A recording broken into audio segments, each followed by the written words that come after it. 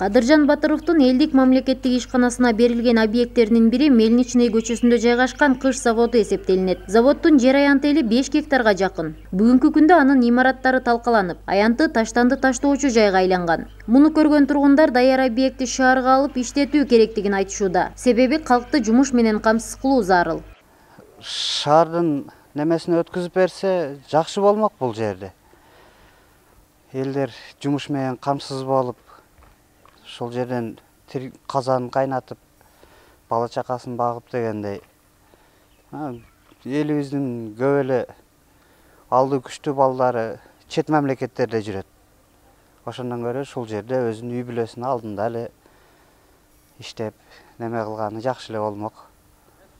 Эми азыркы күндө монтип бузулуп, эчтекеси калбай, таштанды ташталып, элдер кой малын жайып, неме болуп, эми таштандыга келип калды да бул жер. Дал ушундай ири кыш заводдордун дагы бири Олег Кашевой көчөсүндө жайгашкан. Жергиликтүү тургундар элдик мамлекеттик ишканасынын балансына өткөндөн кийин алда өз ишин токтотконун айтышат. Шаардыктардын талабы менен жергиликтүү бийлик бул ишкананы шаардын балансына алуу аракетин көрүшүүдө. Анткени кыш заводу кезинде облус аймагындагы эң сапаттуу кыштарды чыгарып турган. Дагы ал жерде более менее шаардын өзүнүн архитектура обликасы келет эле да. Ошол жерде кайрадан ремонт жасап, багытын өзгөртсөк дагы бузулган жерлерде. Башка нерсеге, башка шаарга керектүү объект кылып иштетсек болот эле да. Могул азыркы экинчи кирпичный завод көрүп турабыз.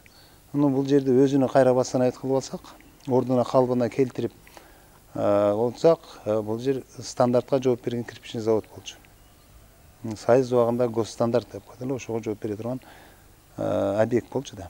Азыр кайра восстановить кылып алсак, ушул объект менен ушул стандартка дагы чыгып кетет элек да, ушул кирпичтер менен.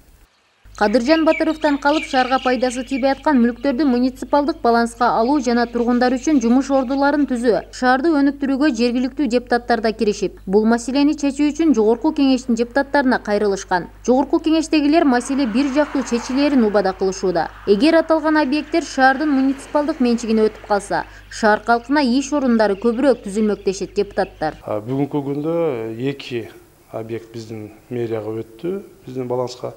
Бул Некрасов көчөсүндөгү бала бакча жана Ленин көчөсүндөгү 124-директе жайгашкан 30 сотик жер бүгүнкү күндө ушул биздин мэриянын балансына өттү. Жалпысы болуп 16 ушул объект боюнча биз кайрылуу жолдогонбуз.